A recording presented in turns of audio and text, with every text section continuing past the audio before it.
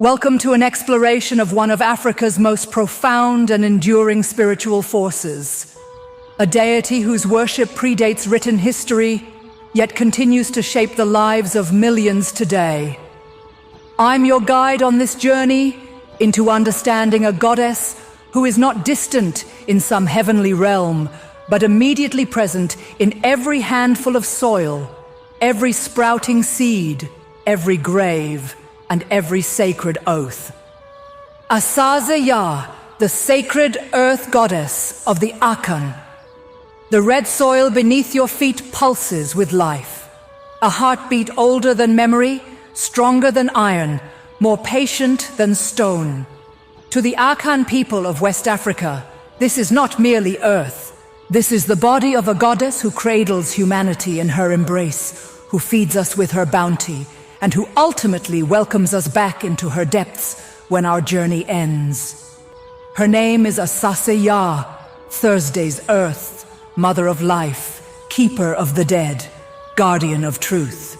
Welcome to an exploration of one of Africa's most profound and enduring spiritual forces, a deity whose worship predates written history, yet continues to shape the lives of millions today.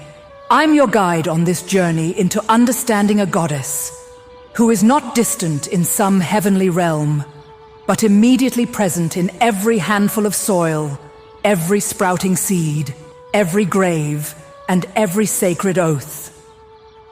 In a world increasingly disconnected from the earth that sustains us, Asaase Yaa offers wisdom that transcends cultural boundaries, reminding us that we belong to the land, not the other way around. Join me as we uncover the stories, rituals, and living traditions surrounding this ancient goddess whose domain is quite literally beneath our feet. The cosmic position of Asaase Yaa. In the complex spiritual cosmology of the Akan people, whose ethnic groups include the Ashanti, Fante, Akwapem, and others across Ghana and parts of Côte d'Ivoire, Asaase Yaa occupies a position of fundamental importance. At the pinnacle of Akan spirituality sits Nyame, the supreme creator god, associated with the sky, rain, and ultimate divine power. Directly beneath Nyame in cosmic hierarchy stands Asaase Yaa, his divine counterpart and complement. While Nyame represents the masculine principle and heavenly authority, Asaase Yaa embodies the feminine principle and earthly nurture. Together, they form the primordial divine partnership that created and sustains all existence. If Nyame is the father of creation, Asaase Yaa is undoubtedly its mother. The Akan view these deities not as abstractions, but as actual beings with whom humans can and must maintain relationships. While Nyame might seem distant in his heavenly abode, Asaase Yaa is immediately accessible, present in the very ground we walk upon. Her name itself reveals much about her nature. Asaase means earth or land in Twai, the predominant Akan language. Yaa indicates she is female and connected to Thursday in the traditional Akan week. Indeed, Thursday is her sacred day, when certain activities, particularly farming, are traditionally prohibited to allow her to rest. The domains and attributes of Asaase Yaa. Unlike deities in some pantheons, with narrowly defined portfolios, Asaase Yaa's influence extends across multiple crucial domains of life. Understanding her complete nature requires exploring each of these aspects. First and foremost, Asaase Yaa is the goddess of fertility, both of the land and by extension of human reproduction. She transforms seeds into crops, making agriculture possible. Her body provides the nutrients that feed humanity, and her seasonal rhythms determine planting and harvesting times. Before clearing land for farming, traditional Akan farmers pour libations to Asaase Yaa, requesting permission to cultivate her body and promising responsible stewardship. The first fruits of every harvest are traditionally offered to her in gratitude. These practices acknowledge that humans do not own the land, but merely borrow its productive capacity from the goddess who embodies it. Agricultural success or failure is often interpreted as Asaase Yaa's response to human behavior. Droughts and crop failures might indicate her displeasure with moral transgressions or neglected rituals, while abundant harvests suggest her satisfaction with a community's spiritual and ethical conduct. Perhaps surprisingly to those unfamiliar with Akan spirituality, Asaase Yaa is simultaneously a goddess of life and death. As the earth receives the dead into its embrace, burial is understood as returning to the goddess who first gave life. The grave is quite literally the bosom of Asaase Yaa. Before any burial, libations are poured and prayers offered to the goddess, requesting that she receive the deceased kindly. The traditional Akan funeral includes the ritual of breaking the earth, breaking the ground for a grave, which must be performed with proper spiritual protocols to ensure Asaase Yaa's cooperation. This connection to death extends to ancestral veneration. The ancestors, in Samanfo, are believed to dwell partly in the realm of Asaase Yaa, making her an intermediary between the living and their departed family members. To connect with ancestors, one must first establish a proper relationship with the earth goddess who houses them. Truth, justice, and oaths. One of Asaase Yaa's most significant functions in traditional Akan society is as guardian of truth and enforcer of oaths. The most solemn vows are sworn upon her name, with severe consequences believed to befall those who violate such oaths. The traditional oath-taking ritual involves touching the earth while speaking the vow, physically connecting with the goddess who witnesses and guarantees the pledge. The common expression, "If I lie, may Asaase Yaa kill me," demonstrates the gravity attached to invoking her in matters of truth.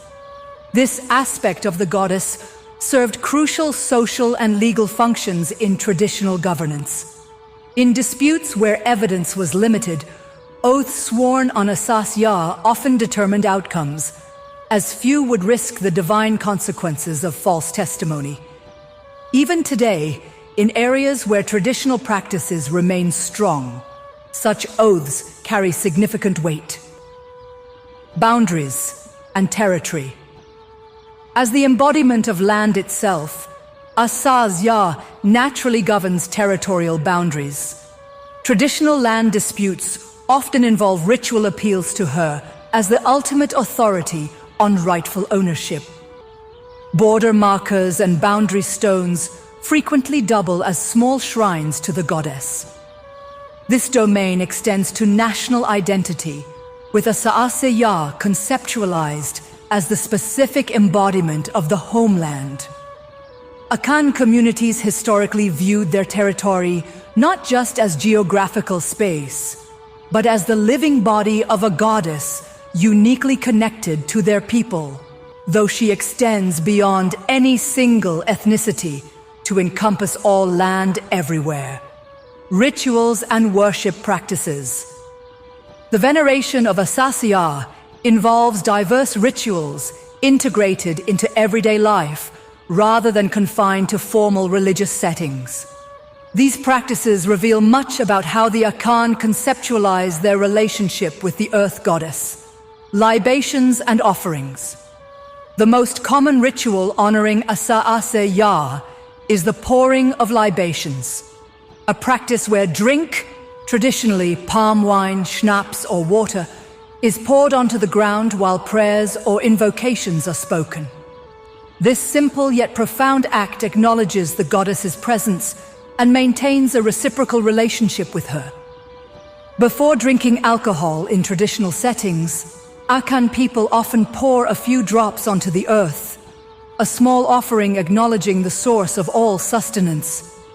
This practice exemplifies how spiritual observance is woven into everyday gestures, rather than reserved for special occasions. Beyond libations, offerings to Asaase Yaa typically include eggs, symbolizing fertility and potential, yams, representing agricultural bounty, and occasionally animal sacrifices during more significant ceremonies. These offerings are usually placed directly on the ground or in small depressions dug specifically for this purpose. Agricultural ceremonies. The agricultural cycle features several ceremonies honoring Asaase Yaa. The Asaase Yaa festival, celebrated every sixth Sunday in the traditional Akan calendar, includes elements honoring the earth goddess alongside ancestral veneration and royal ceremony. During this celebration, offerings are made to Asaase Yaa to ensure continued agricultural prosperity. Before clearing virgin land, a ceremony called Asaase Yaa is performed, literally purchasing the land from the goddess through ritual offerings. This acknowledges that humans cannot truly own land, but must negotiate its use with its divine embodiment. Harvest festivals like the Yam Festival feature prominent rituals thanking Asaase Yaa for the year's bounty. The first harvested crops are ceremonially presented to her before the community partakes. Thursday observances. As mentioned earlier, Thursday, Yawada, is Asaase Yaa's sacred day when traditional prohibitions apply. Farming activities, particularly digging or tilling, are avoided to allow the goddess to rest. In some communities, this prohibition extends to burial, as digging graves would disturb her. Women born on Thursday are most often named Yaa in her honor, and may observe special prayers or offerings to their divine namesake throughout their lives. Special Thursday rituals at her shrines might include more elaborate offerings, communal prayers, and consultations with traditional priests or priestesses who serve her. Earth shrines. Unlike some deities requiring elaborate temples, Asaase Yaa shrines tend to be simple and integrated into the natural landscape. Some communities maintain designated earth shrines, Asaase Yaa, marked by specially planted trees, unusual stone formations, or simple structural elements like low walls or clay pots partially buried in the ground. Certain unusually colored soil deposits, particularly white or red clay, are sometimes identified as especially potent manifestations of the goddess and become natural shrine locations. Some communities maintain designated earth shrines, Asaase Yaa, marked by specially planted trees, unusual stone formations, or simple structural elements like low walls or clay pots partially buried in the ground. Certain unusually colored soil deposits, particularly white or red clay, are sometimes identified as especially potent manifestations of the goddess and become natural shrine locations. However, the most profound truth about Asaase Yaa worship is that the entire earth is her shrine. Any patch of ground can become a temporary sacred space through the simple act of pouring a libation or speaking a prayer while touching the soil. The spiritual specialists who serve Asaase Yaa are less formalized than those of some other Akan deities, but nonetheless play important community roles. Traditional earth priests, Asasefo, oversee land allocation in some communities, ensuring that farming, construction, and other land uses follow proper spiritual protocols. These individuals inherit their positions through specific family lines and undergo specialized training in the goddess's rituals and prohibitions. Female specialists particularly connected to the fertility aspects of Asaase Yaa often serve as midwives and advisors on agricultural matters. Their knowledge combines practical expertise with spiritual wisdom about the goddess's preferences and taboos. Unlike priests of some other deities who experience dramatic possession trance, Asaase Yaa's servants typically communicate with her through more subtle divination methods involving the earth itself, interpreting patterns in scattered soil, the movement of insects emerging from the ground, or dreams received after sleeping directly on the earth. Ethical teachings and moral dimensions. Beyond rituals and offerings, Asaase Yaa's veneration encompasses ethical teachings that guide human behavior toward both the natural environment and other people. Environmental ethics. Long before modern environmentalism, Asaase Yaa's traditions taught sustainable land management. Sacred groves dedicated to the goddess serve as protected forest reserves where hunting, farming, and logging are prohibited. These areas preserve biodiversity and ecosystem services, while being understood as particularly potent manifestations of the goddess's presence. Taboos against certain forms of land use, such as mining in sacred areas or farming on riverbanks, effectively protect critical ecosystems. These prohibitions are framed not as practical conservation measures, but as respecting the goddess's will. Seasonal farming restrictions aligned with Asaase Yaa's rhythms prevent soil depletion and allow natural regeneration. These traditional agricultural calendars, far from being superstitious limitations, often reflected a sophisticated understanding of ecological cycles. Social ethics and community cohesion. Asaase Yaa's domain extends beyond environmental concerns to social regulation. As guardian of oaths, she upholds truthfulness as a core social value. The practice of swearing on the earth creates a powerful mechanism for conflict resolution and trust building.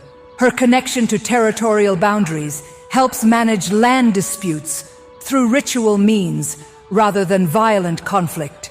When disputes arise, traditional ceremonies invoking Asaase Yaa often facilitate peaceful resolution. As both the source of agricultural fertility and receiver of the dead, she symbolizes the complete human life cycle and the interdependence of community members across generations. This perspective fosters long-term thinking in social decisions rather than short-term individual benefit. Asaase Yaa in the colonial and post-colonial eras. The European colonization of West Africa brought profound challenges to traditional spiritual practices, including the veneration of Asaase Yaa. Christian missionaries often specifically targeted earth deity worship as primitive paganism, attempting to replace traditional land ceremonies with Christian rituals.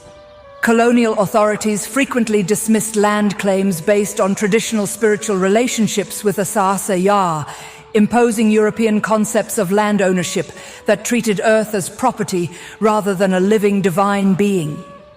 During this period, Asaase Yaa worship went underground in many communities, with public rituals minimized while private observances continued in households.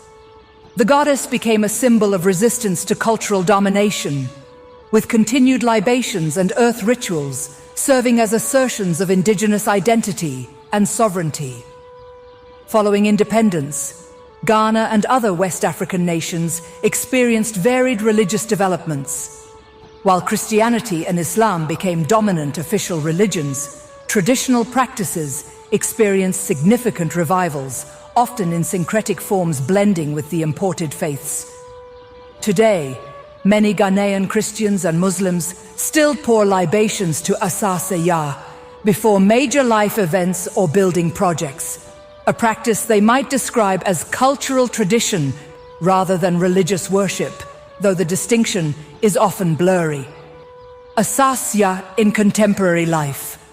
Far from being a historical relic, Asaase Yaa remains a living spiritual force in contemporary West Africa and throughout the diaspora.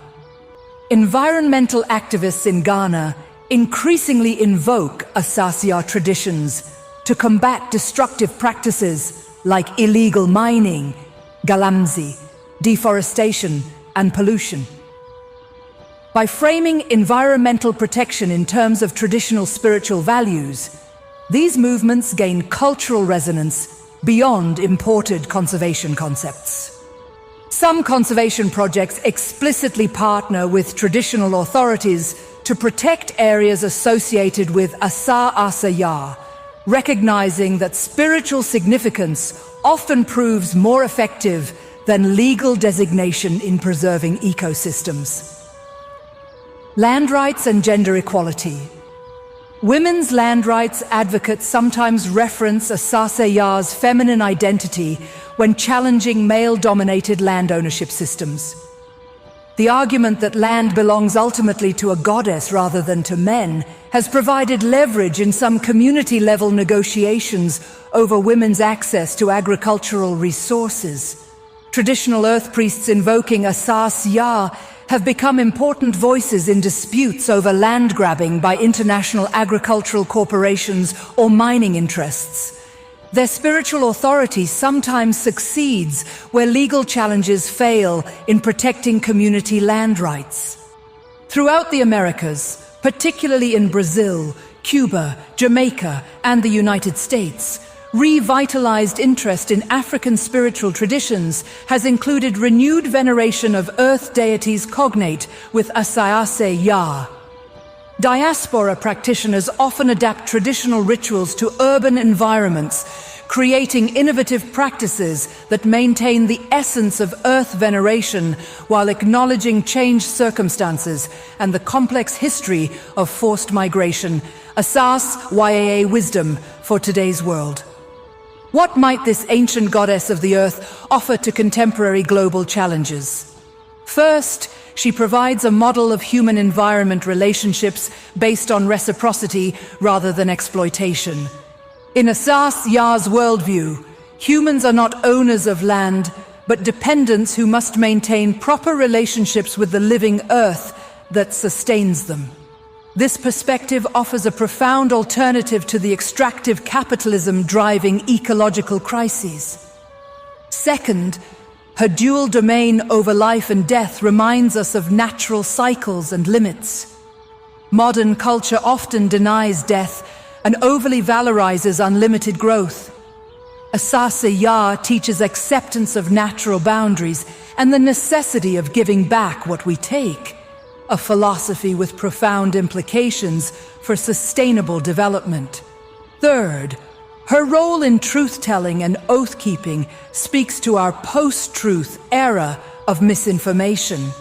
The concept that one's words create binding relationships with the very earth beneath our feet suggests a gravity to truth that transcends temporary convenience. Finally, as a female deity of profound importance, Asaase Yaa offers models of feminine divine power largely absent from dominant global religions. Her veneration demonstrates how spiritual traditions can honor feminine creative force alongside masculine principles, potentially informing more balanced approaches to gender in contemporary spiritual practice. We began this journey by considering the earth beneath our feet not as inert matter, but as the living body of a goddess. This perspective, maintained by the Akan people through centuries of cultural encounter, challenge, and change, offers profound wisdom for navigating our current planetary predicament. Asaase Yaa teaches us that we belong to the earth rather than the earth belonging to us, that we are participants in a relationship requiring respect, reciprocity, and restraint. Her traditions remind us that the ground we walk upon holds both our ancestors and the future generations who will inherit the consequences of our actions. As global society grapples with ecological crises, land conflicts, food security challenges, and spiritual disconnection, this ancient goddess speaks with surprising contemporary relevance. Perhaps it is time to pour a libation to Thursday's earth, not as exotic ritual tourism, but as genuine acknowledgement of dependencies too often forgotten. The next time you feel soil between your fingers or walk barefoot on the ground, remember the Akan understanding that you are touching not merely dirt, but divinity. A goddess who has sustained countless generations before us, and who, if properly honored, may continue to nurture humanity through uncertain times ahead. Thank you for joining me on this exploration of Asaase Yaa, the sacred earth goddess of the Akan people. If you enjoyed this journey into West African spirituality, please like this video, subscribe to our channel, and share your thoughts in the comments below.